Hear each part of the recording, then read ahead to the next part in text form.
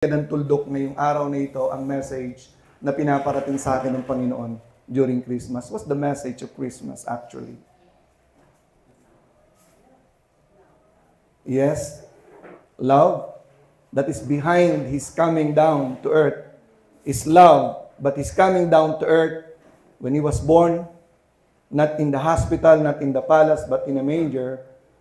The message is about humility. And the very passage describing humility is in Philippians chapter 2 verses 5 to 11. So tingnan po natin Philippians chapter 2 verses 5 to 11 at dito po natin titingnan muli tutuldakan po natin ang 5 points na aking ibinigay last time. Gagawin natin 6, pang 6 po yung doon ko po isa-summarize yung message po natin. Natin sa King James Version na. So, let this mind be in you, which was also in Christ Jesus. The first point is the persuasion about humility, because let this mind be in you, which was also in Christ Jesus. The subject of the passage is about the coming down of Jesus Christ. Okay? Yung kanyang humility, yung kanyang kapakumbabaan. Kaya po, kung tayo pinagsa-celebrate ng Christmas at wala pong humility in our midst, we are missing the point of Christmas. Okay? Celebrating Christmas is celebrating in the humility of mind, because that is what Christ would like to impart to us, most especially when He came down to earth. Humility. Pwede nga pong pakitaas ang kamay ng mga humble na nandito. Ayaw niya, humble siya. Okay, talaga. So walang gustong umamin. Talaga nakakatuwa naman kayo. Well taught. Okay? Which was also in Christ Jesus, verse 6. Who being in the form of God. So ano nga po yung word na form? Wala nakatanda. The word form in Greek word is? Please naman no. Para hindi nyo malimutan, the word form in Greek, if you are a sincere student of the word, you will be able to understand just by the word form of God that Jesus is God. He was in the actual status and actual being in the form. Yun ang ibig sabihin ng morphe. Hindi po anyong Diyos lang, hindi nag-aanyo lang, hindi nagkukunyari lang. He was in the form of God. That was Jesus before coming down to earth. He was already there, existing in eternity. That is the form, the word morphe. That's why it says that thought it not robbery to be equal with God. If He would assume the position of God coming down to earth, it is not a covetousness on His part, because He indeed is God. Yun ang ibig sabihin niyan. So, Apostle Paul is making us a persuasion about having this mind of humility in us. Okay? And then, makita natin dito yung kanyang picture ng humility, lalo po sa verse 7.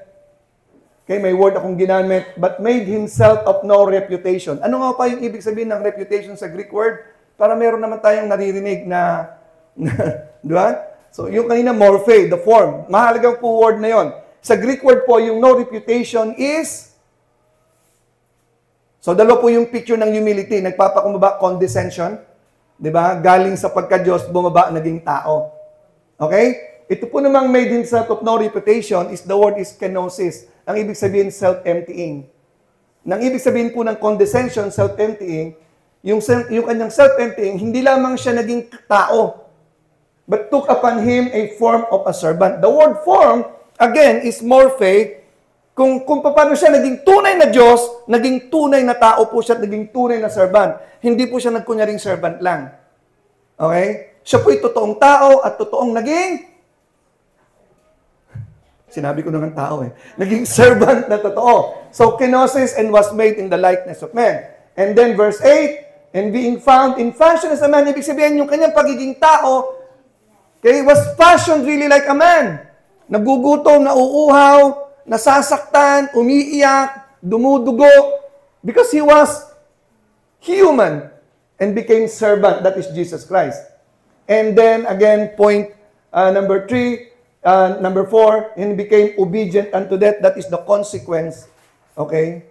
The portrayal of humility is obedience. If there is no humility, there is no obedience. If there is no really obedience to the Lord, there is no humility. They go together. People who don't obey the Lord, they don't understand humility because humility is submission to the commandments of God. Hello? Kung meron kang kapakumbabaan, kapatid, ibig sabihin noon, sumusunod ka sa Diyos. Kaya hindi mo kayang sumunod sa Diyos kasi wala kang humility, hindi ka nagsasabit, hindi ka sumusuko sa Diyos. Yun lang pong ibig sabihin noon. Kaya ang unang-unang dapat nating maintindihan is, ano ba yung ibig sabihin ng humility? Ang ibig sabihin ng humility, ang Diyos ay Diyos, nagsakatawan tao, nagpakumbaba at naging servant. Ang tao baliktad, ang tao'y tao, gusto maging Diyos, ayaw sumunod, gustong magpasunod. Okay? So kung kayo po'y nakaintindi ng humility, the message of Christmas, and what the Lord Jesus Christ is teaching to us during Christmas time when He came down to earth, when He was born, is the truth about humility. Okay? So kaya po sinasabi ko, ang isang pinakamagandang kongregasyon o organisasyon, okay, the most wonderful, peaceful supposed to be organization is the Christian organization because the people in that organization are people who understood humility. Amen? Ang sarap ng kasama mo ay mga mababa ang loob. Di ba? Wala nagpapataasan, wala nagpapayabangan, at walang maramdamin, at walang mahirap magpatawad, at madaling humingi ng tawad. Pag nagkakamali, ang ganda, no? Di ba? Walang nananakit, walang naglalamang, walang covetousness. Ganda, di ba? Kaya sabi ko po sa inyo, kung lilipat kayo ng church, naghahanap kayo ng perfect na church, huwag niyong puntahan yun. Hindi, unang-una, hindi kayo kailangan doon. Perfect na nga sila, ba't pa kayo pupunta raw? Di ba? Ikalawa, talagang magugulo yun pag pumunta ka doon kasi naghahanap ka ng perfect nobody is perfect. Okay? Kaya nga sabi ni Erap, I am nobody. Why? Because I'm perfect. Because nobody is perfect. Galing ng logic, no? Okay. So now, that I would like to point out to you is the last point about the priority of humility. This point will answer why is it so necessary, why humility is a must, why. Okay? So, 2 points lang at babalikan ko po yung mga points natin nakaraan. The last point that I'm going to give you, okay, ay yung 2 points about the priority of humility. 2 bagay lang po. Because of the purpose. Number 1. Pangalawa, because of the price of humility. Unahin ko na po yung price of humility. Kasi mali na naman sa atin yung pagpapakumbaba bumababa sa trono. So, balikan ko po yung humility. Humility is, number 1, ang tao kasi walang kwenta, nagpapakakwenta. Ang Diyos may kwenta, nagpakawalang kwenta. Ang tao baliktad walang kwenta, nagpapakakwenta. Okay? Maliwanag po sinabi sa Bible, Galatians chapter 6 verse 3, huwag natin kalilimutan before I proceed to my point. Galatians 6:3 says that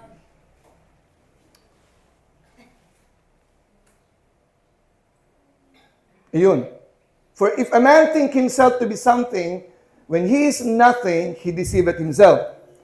Okay, kasi sabi ko nga po nung nakaraan, ang tao ay nothing.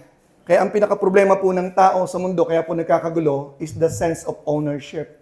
Akin to, akin yan. Kahit hindi kanya, inaangkin niya, di ba? So, pero kahit anong gawin mong bilhin sa sarili mo at ipundar sa buhay mo, the truth remains. You're still nothing. Why? You cannot carry anything when you die. The only thing that you can own is the thing that God will not take away from you, and that is the things that God will give you in eternity, not down here. While you are here on earth, you cannot own anything. You will lose anything anytime. Again, I'm always reminding you about that. Okay? Kaya masakit po pagka may kinukuha sa ating isang bagay kasi akala natin atin. Okay? So, ang pinakamabigat po na mawawala yung mahal sa buhay, di ba? Hindi naman talaga atin yan, wala tayong karapatan. Di ba? So, kaya maliban po talagang i-release po natin lahat ng bagay sa kamay ng Panginoon para para malaya ang utak natin. We are nothing. Okay? So, humility is being nobody in us and by being somebody in Christ. Wow. Sabihin nyo nga, I'm nobody in myself. I am somebody in Christ. So, hindi po yung ang tingin mo, ang liit ng sarili mo, pagka maliit ka, hindi, wala akong kwenta, dito lang ako, doon ako sa sulok, tatago lang. Hindi po yun ang humility. Humility is by being aware of yourself that you are nothing You are nobody, but you are somebody in Christ. And Christ is everything. You are everything in Christ. Christ is your everything. Yun po yung balance. Okay? So, yun po yun siya. Tuloy po natin ang point. So, we are nothing. Okay? So, ngayon, point. Ano po ba yung price ng humility? Anong price ng humility? Tingnan po natin, verse 9 of Philippians chapter 2. Let's go back to Philippians chapter 2. The price of humility. Why I want to be humble? Why? Do you want to be humble? Masyado kayo maingat no? Hindi ko na tinatanong kung humble kayo. Yes, you can answer me. Yes, okay. And so after the purpose fulfilled, okay, in the humility of the Lord Jesus Christ demonstrated on the cross, most especially, Paul said, wherefore God, after the humility of Jesus Christ, after the consummation of His purpose in humbling Himself, wherefore God hath highly exalted Him and given Him a name which is above every name. So there is exaltation. God hath highly exalted Him. That is the price of humility. Again, let us be reminded of what Jesus said, Matthew 23:12. Tingnan po natin. And I hope nakalagay na po yan sa isip natin, yung Matthew 23:12. Para po pagka meron kayong temptation na maging mayabang kayo, ituloy nyo lang kung gusto nyo. Pero tingnan po natin ang sabi sa verse, Matthew 23:12.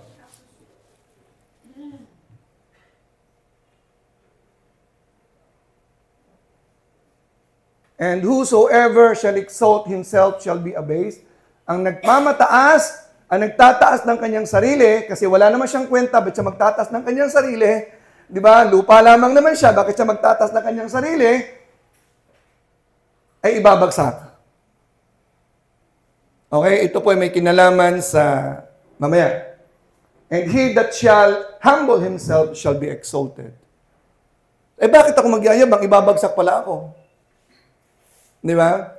So sa prayer namin, nung nakarang prayer meeting, nagpray si Jazz ito yung binanggit niya, Lord, teach us humility because it's really hard to learn humility. Totoo po yun Kahit alam natin ang consequence ng humility, nagtataas pa rin tayo ng sarili natin. Ngayon, bagsak tayo ng bagsak. Di ba? So, ang sarap maging humble. Sinong humble? Nagtaas ka ng kamay, nakita kita Bibigyan kita ng award mamaya, ha? The most humble. Okay, sige. The most humble. Okay. Okay, ito na po natin sa Psalms, Proverbs 16:18. Just warning, take this verse in your heart. Proverbs 16:18. Take this verse into your heart so that you will be warned. Pride goeth before destruction, and an haughty spirit before a fall. The haughty and pride, halos isa po ang meaning niyan. Bago bumagsak ang tao, bago mawasak ang tao, nauna mo yung pride. Okay? So, yun po yung general na paniniwala natin. O gugustuhin ba nating maging mayabang tayo? Ang kasunod pala noon ay pagbagsak natin. Okay? Proverbs 29:23. Again, the price of humility is exaltation. Ang kabaliktaran ng humility ay pride.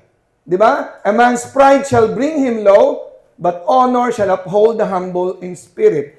So reminder, meron pong isang sikat na musician, okay? Hindi ko alam kung anong kanyang tinutugtog. Dalawang po silang sikat, nagpapataasan po silang dalawa. Meron po isang nagmamataas na siya magaling. Siya yung pinakamagaling sa Italy noong time na yon. At pagkatapos, sila pong dalawa ay pinagsama sa isang show. Okay, sabi nung isa, papayag ako dyan kasi kasama ko lang dapat mas mataas ako sa kanya ng bayad, hindi kami equal. Okay? Nung natapos na po yung show, binibigyan po siya sa peso, 1 peso, kung sa peso. Sabi, bakit ito yung babayad mo sa akin? Sabi mo kasi dapat mas mataas ka sa kanya ng 1 peso. Ay, bakit ito lang? Bakit piso lang? Yung kasi siya, libre At least mataas ka ng 1 peso kasi nalingil ka Di ba? O, di napahiya tuloy siya. Okay, so, yan po yung ibig sabihin po ng verse na yan. Then finally, in 1 Peter chapter 5, verse 6, ito po ang sinasabi. Why I want to be humble? First Peter chapter 5 verse 6 says,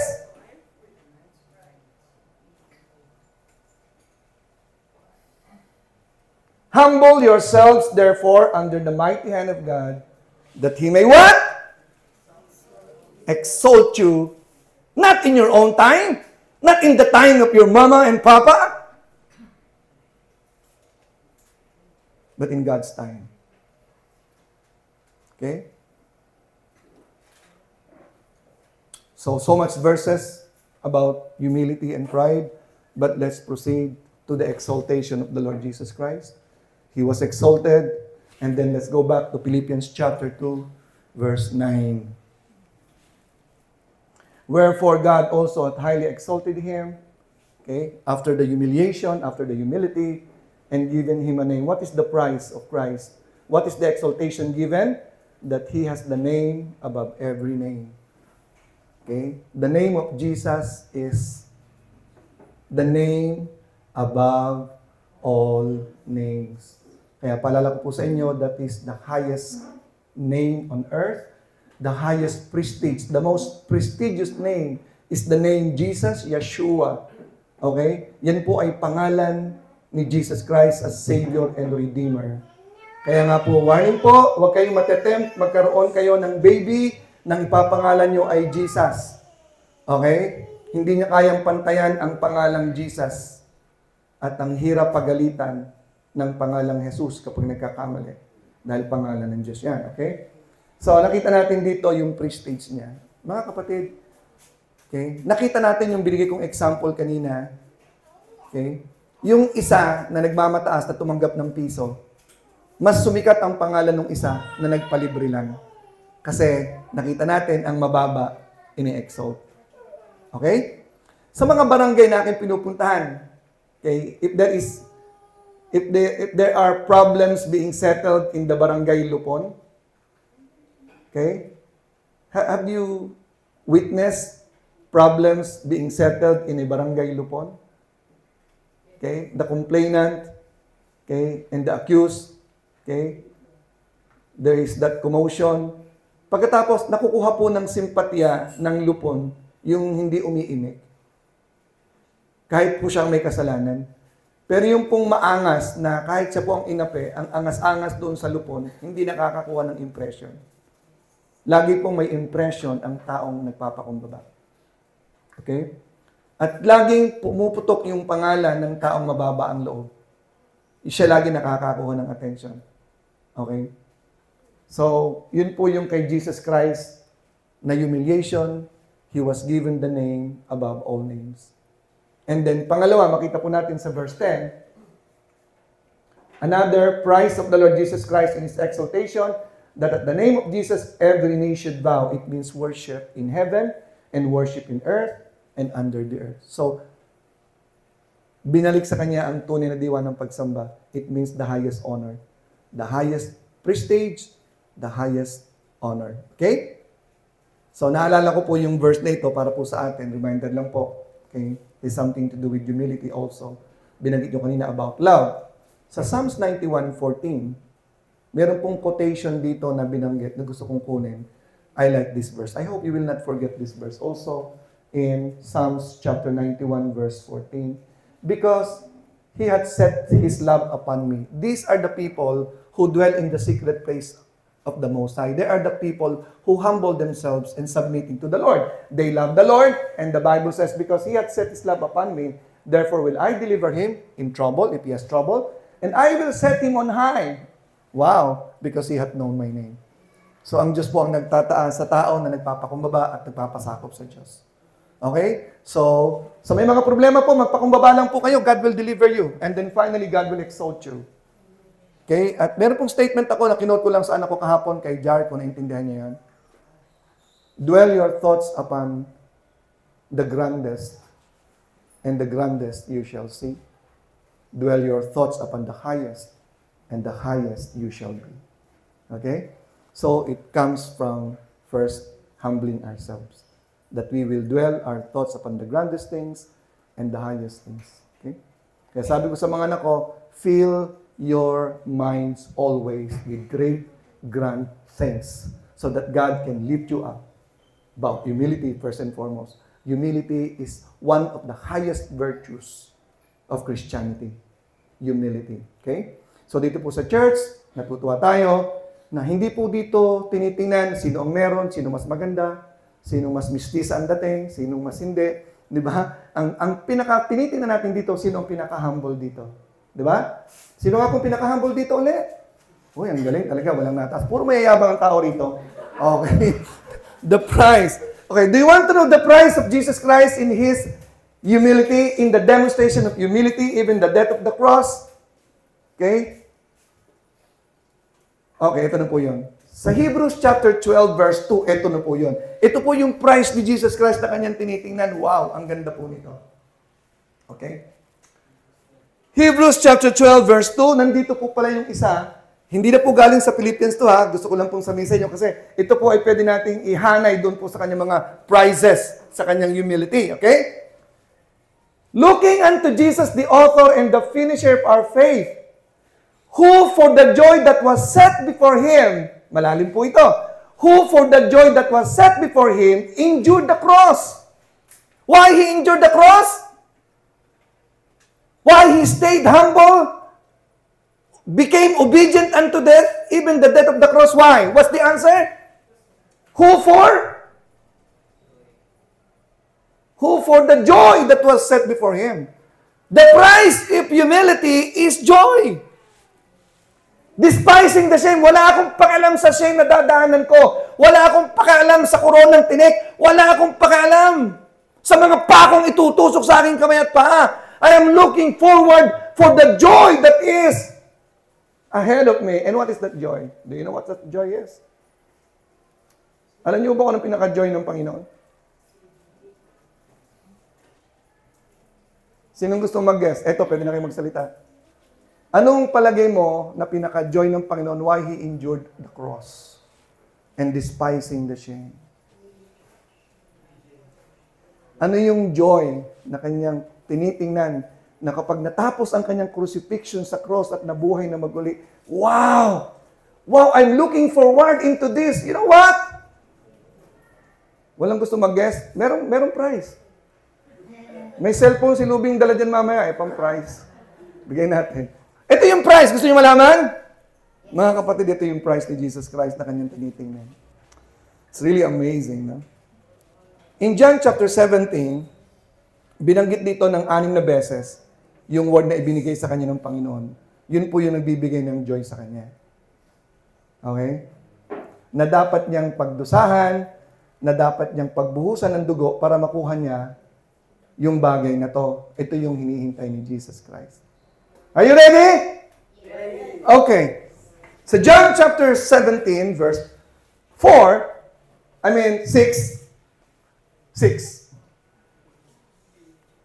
I have manifested thy name unto the men which thou gavest me out of the world. Okay? I have manifested thy name. I have revealed your name to them, to the men which thou gavest me out of the world. Merong ibinibigay ang Panginoon, Diyos Ama kay Jesus Christ. Binanggit po yan sa verse 9. Again, verse 9. I pray for them. Doon sa binigay mo sa akin. I pray not for the world. Okay, so huwag po kayo mag-attempt. Meron po ako narinig. Oy, alam mo, ako napaka-prayerful ko. Pinipray ko kaya ang buong mundo. Oh, mas magaling pa kay Jesus Christ. Si Jesus Christ hindi nag-pray sa buong mundo. Tignan niyo, no? I pray not for the world, but for them, sabi ni Jesus Christ, which thou hast given me. God, the Father, gave something to Jesus Christ. These men, I am praying not for the world, but for these men, for they are dying. Sino yung they are dying? Yung mga taong binibigay ng Panginoon, ng Ama, na Kanya, ibinibigay niya sa Kanyang anak. Verse 10. And all mine are thine, and thine are mine, and I am glorified in them. So yung pong pinopoint out dyan, yung Kanyang pag-aari, akin din. Kasi binigay na nga. Verse 11. And now I am no more in the world, but these are in the world, and I am come to thee, Holy Father. Keep through thine own name those whom thou hast given me. Wow. Verse 11, verse 12. While I was with them in the world, I kept them in thy name. Those that thou gavest me, I have kept. Okay? Finally, verse 24.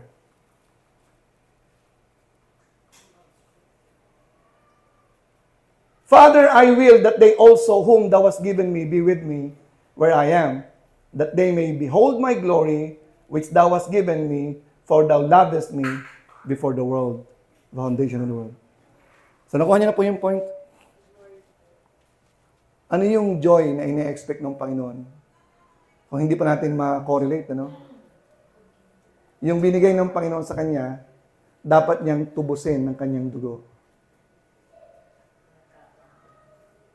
Yung gift ng Father kay Jesus Christ is the reason why Christ endured the cross, why He stayed humble unto death, even the death of the cross, because of the joy that He was looking forward, that these men can be redeemed by Him, and that is you and me. That is the greatest joy of the Lord Jesus Christ. Why He endured the pain, He endured the cross, because He was looking forward of having you and me, for Him to be His bride, to be with Him for eternity. Wow! Woo! Kaya yung sabihin sa inyo, wow, I am the joy of Jesus. Sabihin niyo. Huwag kayong mahiya, kahit laki ng pagkukulan niyo, sabihin niyo. I am the joy of Jesus. We are the joy of Jesus. Jesus is our joy, but we are His joy. Tayo po yung sinasabing paulit-ulit sa John chapter 17. So ulitin ko po sa inyo, mahalaga po ang chapter 13, 14, 15, 16, 17, 18, the arrest, 19, the crucifixion. Yan po ay mga tuloy-tuloy po yan nangyari sa isang gabi hanggang kinabukasan ng umaga na isa ipapako na po sa cross. Yung chapters na yon, nangyari po yan buong gabi. Okay. So nakuha niyo na po yung point, mga kapatid. The price is the joy. Para naman sa atin, mga kapatid, alam po ba yung joy na meron tayo, na naghihintay sa atin?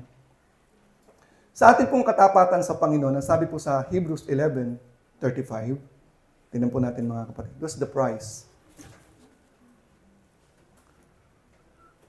Hebrews 11:35. Women receive their dead, raised to life again. This is about those men, okay, in faith. This is the Hall of Fame chapter 11. Binabagit po dito ang mga taong nanampalataya sa Diyos. At ang sabi po dito, and others were tortured, not accepting deliverance, that they might obtain a better resurrection. Marami pong nahirapan sa paglilingkod sa Panginoon. Okay? Na hindi po nila nakuha ang mga mabubuting bagay dito, walang deliverance nangyari, for a better resurrection in eternity. In verse 39 nila, verse 39.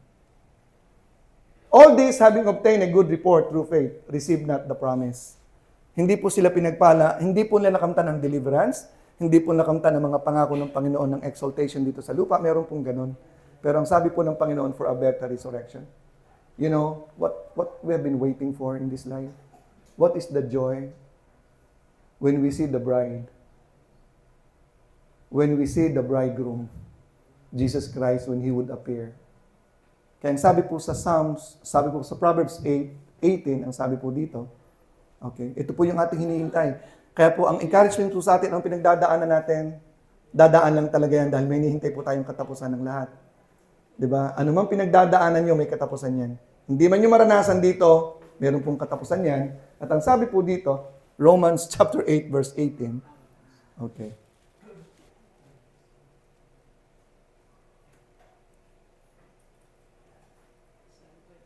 Okay lang na, take your time, nakakapagpahinga ko eh.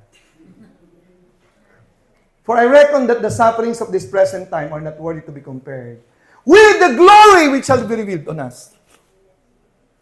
So we are waiting for the glory which shall be revealed on us. Jesus Christ, because of the joy that was set before Him, endured the cross, despising the shame. At anong pong pinagdadaanan natin ngayon? Meron pong revelation ng glory ng Panginoon.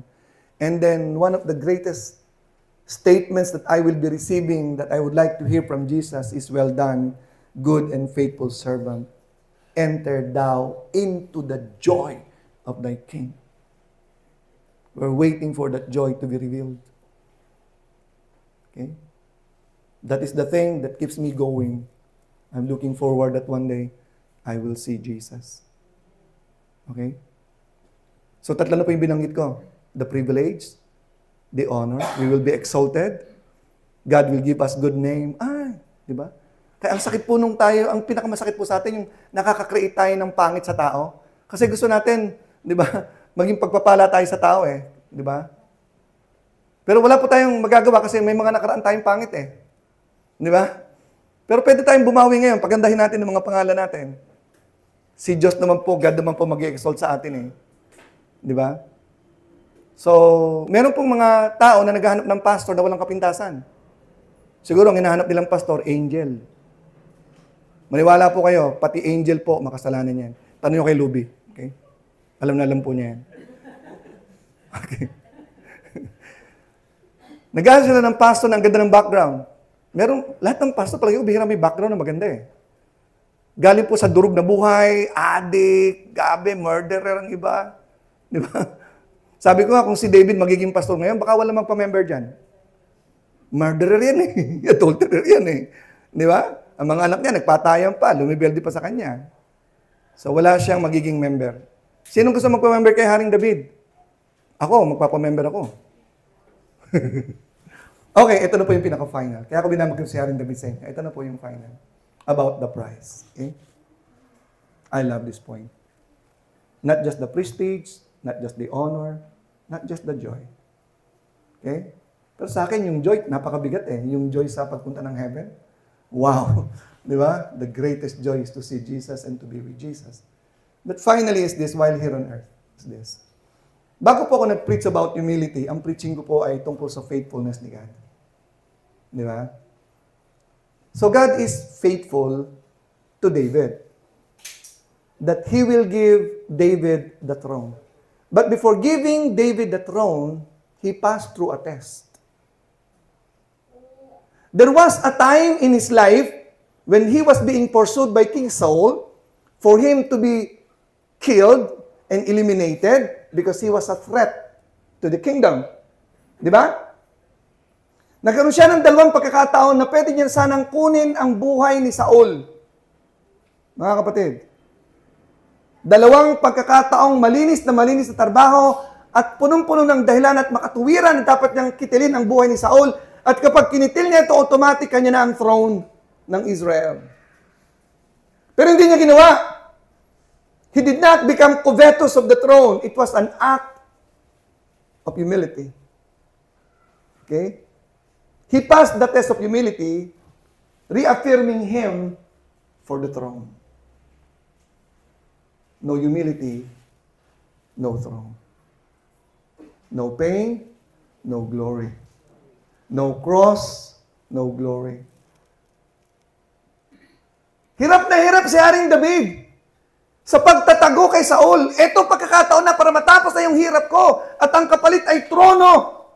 Ako na magiging haring papalit sa kanya. Obvious naman, pero hindi niya ginawa. He passed the test.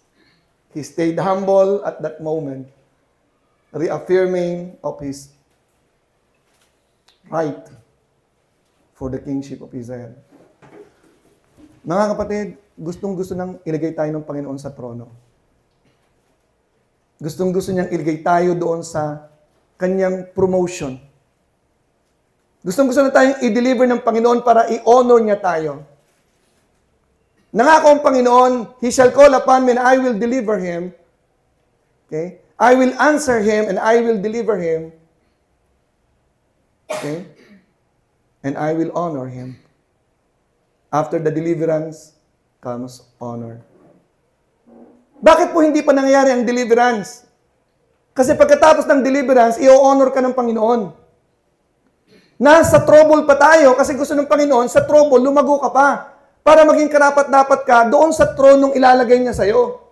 So si David was under molding, shaping. Okay? Tinitrain siya ng Panginoon for the throne. Lahat po tayo laging nasa training para ilagay ng Panginoon sa pwesto ng elevation, sa pwesto ng promotion, sa pwesto ng exaltation. The reason why God cannot pick us up from where we are because we are busy creating our throne right here on this side, which is nonsense and nothing in the end. God cannot just bring up or bring us out and bring us there to the throne where He is prepared for us because we're not yet prepared for the throne. We don't have that humility enough for Him to be trusted by the throne. Kung wala pa po ang trono, at wala pa ako sa mga perks ng throne, I will continue to find out what's the reason I need still to be humble. Anong dapat na i-break pa ng Panginoon sa akin? Lord, break pa, i-break nyo pa. Ano pa dapat na i-break sa akin?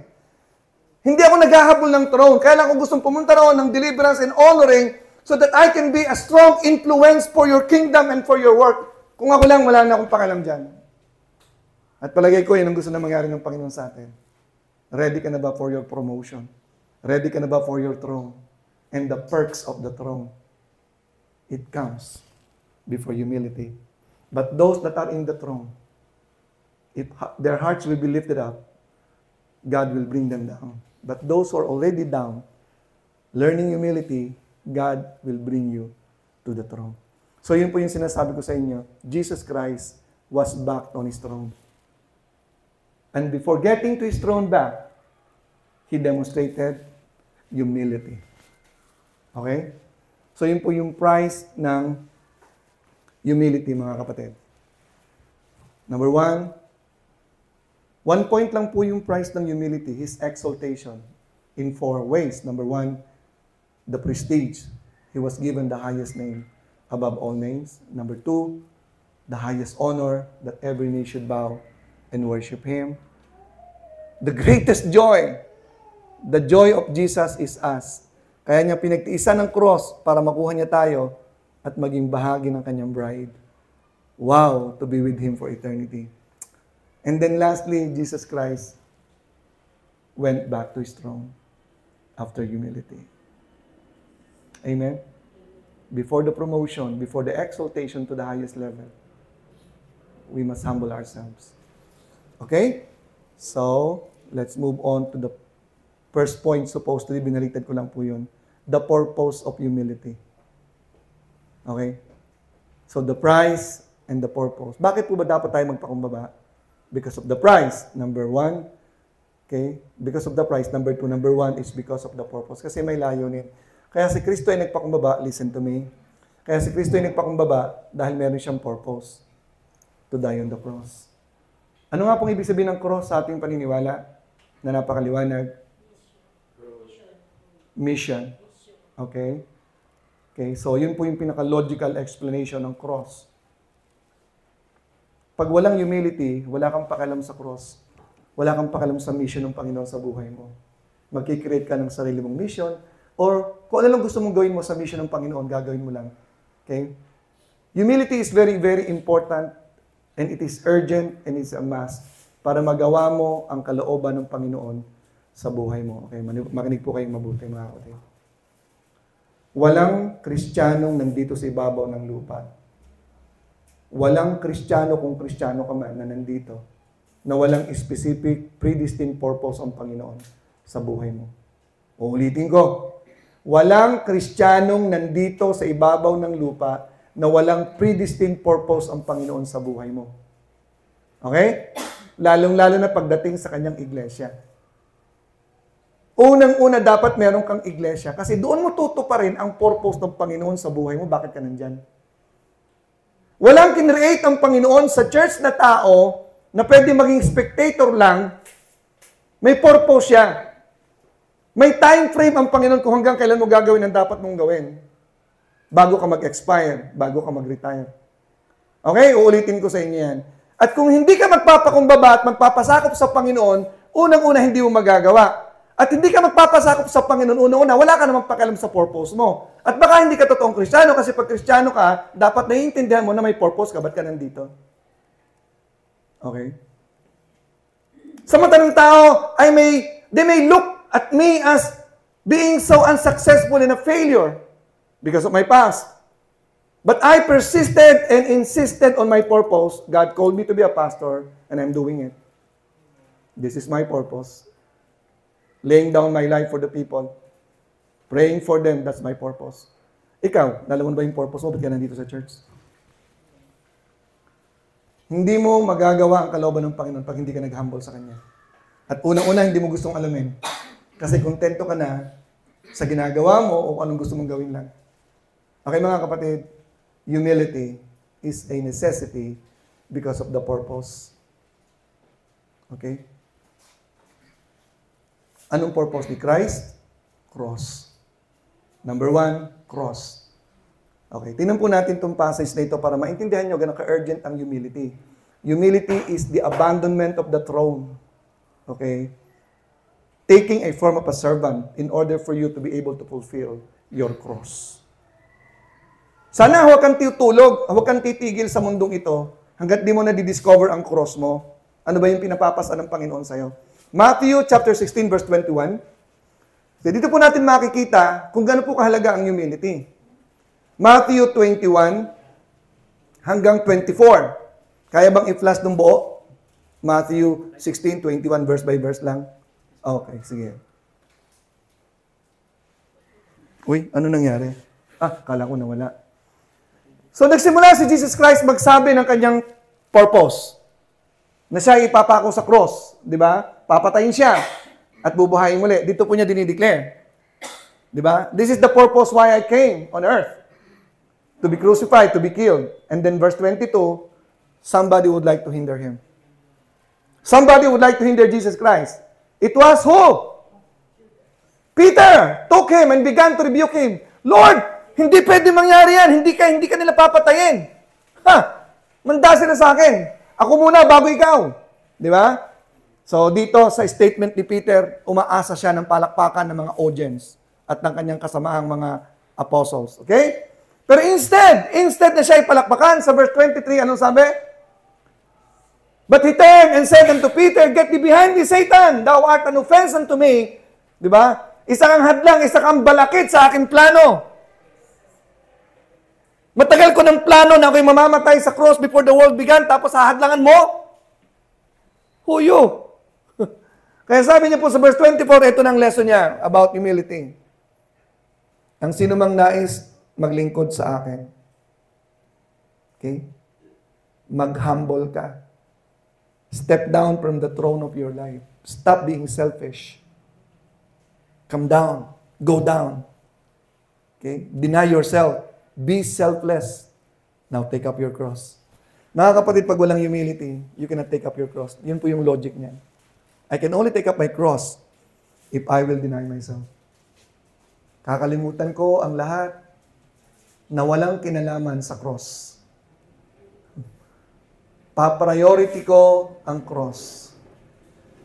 Isa pong hamon sa akin kapag ako po ay may hahanapin sa cellphone, ang dami pong nakaka-tempt na pwedeng panoorin, pwedeng tingnan, na maya-maya nakakailang minuto na ang nauubos. I am watchful about it. Anything na panonoorin ko na walang kinalaman sa aking hinahanap, ay dapat kong i-shut down. Dahil wala siyang kinalaman sa aking ginagawa.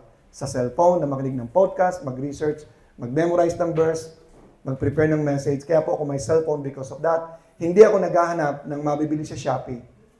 Hindi, bagamat trabaho po ng iba sa inyo yun dahil kailangan naman, pero hindi ko po yung concern. Pag may kailangan, sasabihin ni Ora, "Oy, pwede ba nating bilhin to?" O sige, ikaw yung maghanap sa, di ba? O ito, may maganda ditong piluka, kailangan mo ba to? So hahanap siya ng piluka. Wala akong nagustuhan eh. Kaya hanggang ngayon po, kontento na ako dito. Okay? Ulitin po natin mga kapatid. Naintindihan niyo po ba? Pag wala po tayong humility, wala kayong cross na bibit-bitin eh. At hindi kayo pwedeng sumunod sa Panginoon. Ayun po yun. The purpose is the cross. Why there is humility on Christmas? Because Christ will command us all that if any man who would like to come after me, you are to take up your cross. What is your purpose? What is your role? Okay? Paliitin po natin ang role natin. Paliitin natin ang ating cross.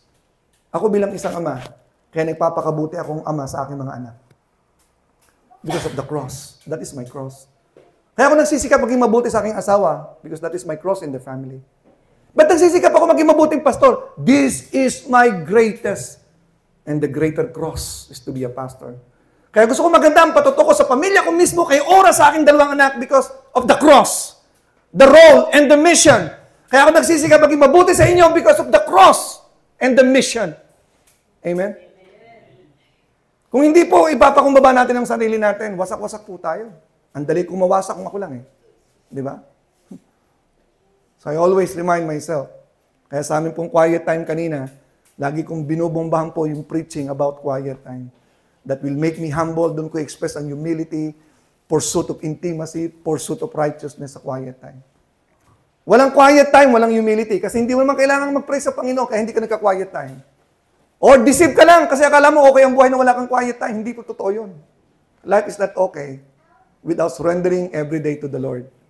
Hindi nyo kaya. Oo, nagsisikaw ka, gusto mo magbago, hindi mo kaya yan. Kailangan mong umiyak sa Panginoon, magpakumbaba ka sa Diyos araw-araw. Surrender, surrender, submit, submit, submit. Humble, humble, humble, humble every day. Mayabang tayo by nature. Alam po natin yan. Amen? Sino dito mayabang? Ba, humble silang lahat, oh, grabe. Woo! Sinong humble dito? Ay, alam ko na, minsan mayabang, minsan humble. Kasi walang tumatas di ba? Okay, so the cross, number 2. The glory. Anong purpose? Number 1, why we need humility? Because of the cross. Pangalawa, because of the glory. So sinabi po sa verse 11, Philippians chapter 2, verse 11, the ultimate glory when Christ died on the cross and when He resurrected, that was the greatest glory of the Father. Because Christ won His joy. Tayo po yung joy na. Kaya po masaya ang Ama kasi si Kristi nagtagumpay at makukuha niya na ang kanyang reward. Yung joy niya, tayo po yun. We are the apple of God's eyes for your information. Natutuwa ang Diyos sa atin. O bagamat pasaway tayo, huwag niyo pong kakalimutan, masaya ang Diyos sa'yo kasi naging kanya ka. Parang mga anak natin, hindi naman lagi tayo masaya kasi matitigas ang ulo nila, pero pag nakikita mo sila, masaya ka, nakikita mo silang natutulog, masaya ka nakita silang kumakain. Bagamat umiiyak ka pag pinapalo mo sila, pero masaya ka sa mga anak mo. Mixed emotion po minsan ng Panginoon sa atin. Pero masaya po ang Diyos sa atin. Huwag niyo pong kakalimutan yan. Tayo ang kanyang kinamatayan. Okay? Ito po yung glory na binabanggit. And then another thing about glory, glory means the manifestation of God. Pag walang humility, walang manifestation si God. Okay? John 17:4 again, please. I have finished the work that you gave me to do. Ano yung work na yun? I have glorified thee on earth. Okay? So yung pong word na finished, magkaiba po ang word na I have finished kasi it is finished. Okay? John 17:4. So yung pong it is finished sa John chapter 19 na sinabi po ng Panginoon nung siya nakapako sa cross, yun po yung may kinalaman sa pagbabayad ng isang utang o pagtatapos ng transaksyon. I have finished. It is finished. Ito pong I have finished, ang ibig sabihin po nitong I have finished, okay? Ito po may kinalaman sa kanyang isa sa role, yung pag-manifest kay God. I have manifest you to the man that you gave me. I have manifest your name. Okay? So yun po yung purpose. So kaya kailangan po natin ng humility, mga kapatid, is this. Listen. It is true in Galatians 2:20. I am crucified with Christ. That is humility. That is abandonment. That is self-denial. Abandonment of self. I am crucified with Christ, nevertheless I live, yet not I, but Christ liveth. The living of Christ through us is His manifestation. Mga kapatid, hindi pwede mag-manifest ang Kristo sa buhay mo pag hindi ka nag-humble at nagsuko ng buhay mo. Ikaw lagi ang makikita, yung katarayan mo, yung kayabangan mo, yung pa-impress ka, yun lagi ang makikita sa tao. Di ba? At ang malungkot noon, pwede mong i-fake yung iyong ugali. Pero yung pag gumagawa ka, ang Panginoon hindi mo pwedeng i-fake, kita niya ang ginagawa mo. Pati yung pag-awit mo dito, alam niya yun eh. Alam niya kung saan galing yan, nanggagaling. Laman ba yan o sa Espiritu ba galing yan? Ang tao nagpapakumbaba, Christ will take over. At ang gagawin mo, yun ay bunga ng Espiritu. Pero pag wala kang humility, ang gagawin mo bunga ng laman yan. Walang glory si God dyan. We can never glorify God without humility. That is urgent. The priority of humility, the purpose. The priority of humility, the price. Kanina tapos na, the purpose. Number 1. Ano yung number 1? The purpose. The cross. Number 2. The glory. Okay? Bago po ko dumako sa last point about the purpose. May time pa. Okay? Dalhin ko po uli kayo sa John chapter 14 verses 21 to 23. So, gusto kong ulit-ulitin to dahil hindi pa ako nagsasawang ulit-ulitin tong passage na to. John 14 verses 21 to 23. Okay? Gusto niyo po ba talaga ng manifestation ni Jesus? Gusto niyo po ng glory ni God sa buhay niyo? We have to humble ourselves. And the portrayal of humility is obedience. Last preaching, the portrayal of humility is obedience. There is no humility, no obedience. According to God's commandments. Okay, tinan po natin itong verse na to. John 14:21. He that hath my commandments and keepeth them, he it is that loveth me, and he that loveth me shall be loved of my Father, and I will love him, and I will manifest myself to him. So the word manifest, kanino magmamanifest? Sa taong umiibig sa Kanya, sa sumusunod sa Kanya mga salita. So humility and love, they are together. Kapag tayo may humility, tayo obedient. Ang sabi niya, doon sa obedience sa akin, magmamanifest ako. Verse 23, tingnan po natin. Nagtanong si Judas, hindi si Iscariote. Verse 23. Verse 22, I'm sorry. Verse 22, ano? Judas, not Iscariot. Paano mangyayari magmamanifest ka sa amin? Bakit hindi sa mundo? Kaya po sa John chapter 17, di ba? I pray not for the world, but for them that you gave me. So ang Diyos, kung tutuusin natin, ang kanyang main concern ay ang church, tayo. Diba? Nakita nyo? Bakit sa amin ka magmamanifest? Alam niyo kung bakit? Sa atin siya magmamanifest kasi sa atin binibigay ang kanyang mga utos. Anong pakialam ng mga taga-mundo sa utos ng Diyos? Gumagawa nga sila ng sarili ng relihiyon at mga batas So tayo po na pinikatiwala ng Panginoon kanyang salita, sa atin siya pwede mag-manifest because we keep His commandments, we obey Him, and when we obey Him, He manifests. He is glorified in us when He is manifested. So the only people on the planet Earth that God would like to manifest is for the Christians who keep His word. Now the problem with us, we cannot keep His word. Why? We know little of His word. We cannot even claim some of the many promises of God. Gustong-gusto ng Panginoon mag-manifest to His promises, to His commandment, but He cannot do that. Why? We don't know them. We cannot keep them. We are not humble enough to know the promises, to know the word. We're not humble enough to obey the word, and God is frustrated that He cannot manifest. And He is not glorified. Christians are supposed to be busy in knowing His word. Christians are supposed to be busy in claiming the promises and living and keeping the word of God so that God will continue to manifest because the purpose of humility is His glory. The cross and His glory. And then lastly, mga kapatid, the legacy. Christ would like to leave a legacy. Okay? In John chapter 13, as I have said, John 13, tuloy-tuloy na po yan hanggang chapter 19 sa kanyang pagkapako sa krus. Gabi lang po nangyari hanggang kinabukasan. Nangyari po ito Webes ng gabi, the Lord's Supper. Siya po ipinako kinabukasan ng Friday. Bago po siya umalis, iniwan niya po itong gawain ito in chapter 13, yung paghuhugas ng mga paa ng mga disciples. In verse 15, tinan po natin. 13, 15, ito po yung sinasabi. John 13:15. For I have given you an example that you should do as I have done to you. Ano yung example na kanyang sinasabi? Verse 16. Verse 16. For I have given you an example that you should do. Yung kanyang sinasabing example ay doon po yung sa pinanggaling verses, yung paghuhugas ng paa ng mga alagad. At pagkatapos sinabi niya po sa verse 16, Verily, verily, I say unto you, the servant is not greater than his Lord, neither he that is sent greater than he that sent. Nagtuturo po siya dito ng humility. Yung paglilingkod po kasi, hindi ka pwedeng maglingkod pag wala kang humility. Okay? Isa pong challenge yun bilang isang leader ng church na kung meron dapat makita ng humility ay ang pastor. Pero nakakalungkot po minsan, may mga pastor na pag kailangan mo sila, dahon pang sundin sa bahay. Di ba? May pastor na hindi pwedeng utusan. Di ba? Ako ho, pwede niyo kong utusan. Subukan niyo lang ako. Subukan niyo lang. Susunod ako.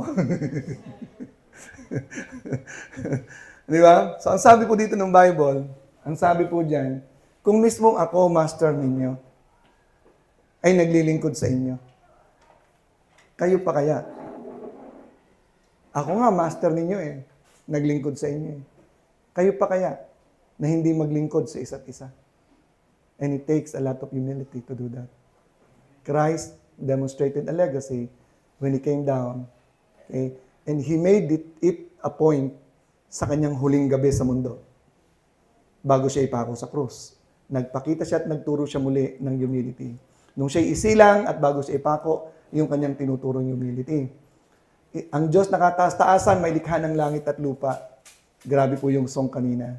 Di ba? About God's creation. Tapos siya ay isinilang, hindi man lang sa magandang kwarto. Hindi man lang sa lying in. Okay? Sa sabsaban. What a humility demonstrated. At ngayon, ito po. Sa mga alagad, kultura po nila na bago kumain, maghuhugas po ng mga paa. Galing sa labas, maghuhugas ng kamay. Nung sila po yung nakaupo na, mga pagod sila, wala po kasi yung servant ng bahay. Wala para maghugas. Yun po yung kwento niyan. Nagtitinginan po sila kung sino maghuhugas. Sabi siguro ni Peter, bakit ako? Ako ata ang pinaka-close kay Jesus Christ. Sabi naman ni John, lalo namang hindi ako. Ako ata ang pinaka-malapit kay Jesus Christ. Sabi ni Judas, hindi naman ako. Nasa akin kaya ang pera. Nagtitingin sila kung sino. Nagulat siya, tumayo si Jesus Christ, so siya naghugas ng mga paa. Di ba? Kung sino may karapatan magsalita, si Jesus Christ. Bakit ako? Ako yung master dito. Hoy, hugasan niyo yung mga paa, hugasan mo ako. Pero hindi eh. Siya yung bumaba, naghugas ng mga paa. Sabi ni Peter, yung unang-unang nagsasabi siguro sa inyo, hindi ako Ako si Peter eh. Ako pa. Nung hugas na si Jesus Christ, sabi ni Peter, ganun ba? Huwag niyo kong hugasan, sabi ng Panginoon. Aba, kung ayaw mo hugasan, hindi ka magiging malinis. Sabi ni Peter, paliguan niyo na lang po ako, Lord. Di ba? Okay, ano pong pinapoint out dito? Verse 17, ito po yan. Humility. Verse 17. Finally, verse 17.